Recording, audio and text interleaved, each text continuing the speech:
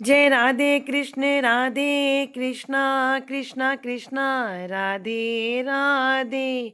जय राधे श्याम श्याम श्याम राधे राधे। कार्तिक मास अध्याय 14 की कथा इस प्रकार है।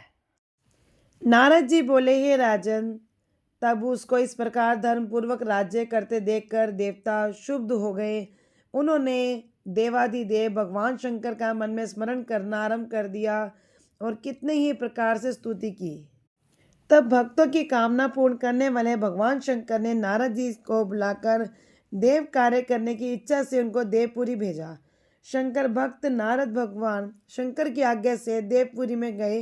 इंद्र आदि सभी देवता व्याकुल होकर शीघ्रता से उठकर श्री नारद जी की स्तुति करने लगे। उत्कंठा भरी दृष्टि से सबने नारद जी की ओर देखा। अपने सब दुखों को कहकर उन्हें नाश करने की प्रार्थना की। नारद जी ने कहा, मैं सब कुछ जानता हूँ, इसलिए अब मैं दैत्यराज जलंधर के पास जा रहा हूँ। ऐसा कहकर और देवताओं को आश्वासित कर नारद जी जलंधर की सभा में आए। जलंधर ने श्री नारद जी के चरणों की पूजा करके हंसते हुए कहा, हे ब्राह्मण, कहिए आप कहाँ से आ रहे हैं और कहाँ कहाँ पर आपने क्या क्या देखा, यहाँ कैसे आए हैं? मेरे योग्य जो सेवा हो उसके लिए आज्ञा दीजिए। जलंधर के इस प्रकार के वचन सुनकर श्री नारद जी प्रसन्न होकर बोले, हे दानवराज महाबुद्धिमान जलंधर, तुम धन्य हो, क्योंकि इस समय सब रत्नों के भोक्ता एक तुम ही हो। हे दैत्य श्रेष्ठ, अब आप मेरे आगमन का कारण सुनिए कि जिसके लिए मैं आज यहाँ पर आया हूँ। हे दैत्यराज, मैं स्वेच्छा से कैलाश पर्वत पर गया था, जहाँ 10,000 योजनों में फैसला कल्प वृक्ष का वन है। वहां पर मैंने सैकड़ों कामधेनुओं को विचरते हुए देखा तथा यह देखा कि वह वन चिंतामणि से प्रकाशित है, परम दिव्य अद्भुत है और सब स्वर्ण में है।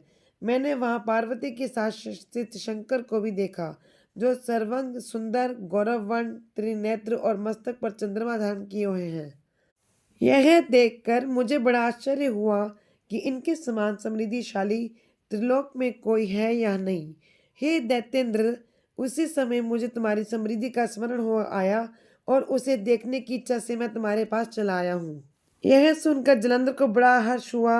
उसने श्री नारद जी को अपनी सब समृद्धि दिखला दी। उसे देखकर देवताओं का कार्य करने के इच्छुक शिव प्रेरित श्री नारद जी ने जलंधर की बड़ी प्रशंसा की और कहा, निश्चय ही तुम त्रिलोकपति होने के योग्य थे।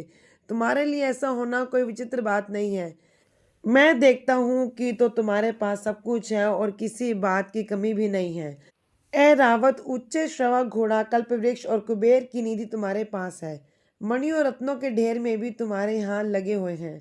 ब्रह्मा जी का हंस युक्त विमान भी तुम्हारे पास है और धूलोक, पाताल और पृथ्वी पर जितने भी रत्न आदि हैं वह सब तुम्हारे ही तो हैं। मैं तुम्हारे इस प्रकार के सब रत्न आदि ऐश्वर्य को देखकर बड़ा प्रसन्न हूँ, परंतु तुम्हारे पास कोई स्त्री रत्न नहीं है। उसके बिना तुम्हारा यह सब वैभव फीका है। तुम कोई स्त्री रत्न ग्रहण करो। नारद जी के इस प्रकार के वचन सुनकर दैत्यराज काम से व्याकुल हो गया और उसने नारद जी को प्रणाम करके पूछा कि ऐसी स्त्री कहाँ मिलेगी जो कि सब रत्नों से मैं श्रेष्ठ हो। यदि ऐसा रत्न कहीं मिले तो मैं आपकी आज्ञा से उसे अवश्य लाऊंगा। नारद जी ने कहा, ऐसा रत्न तो कैलाश पर्वत पर योगी शंकर के पास ही है। उनकी सर्वांग सुंदर पत्नी देवी पार्वती बहुत ही मनोहर है। उसके समान सुंदरी मैंने आज तक नहीं देखी। शंकर से बढ़कर समृद्धिमान दूसरा कोई नहीं है। उसके इस रत्न की महिमा तीनों लोक पर कहीं भी नहीं है। तभी तो परम विरक्त आत्मराम शंकर भी उसके वश में हो गए हैं। देव ऋषि नारद उस रत्न से ऐसा कहकर अन्य कार्य करने की इच्छा से काश मार्ग को चले गए। जो इस कथा को सुनता वह कहता है उसकी समस्त मनोकामना पूर्ण होती है। जय श्री कृष्णा।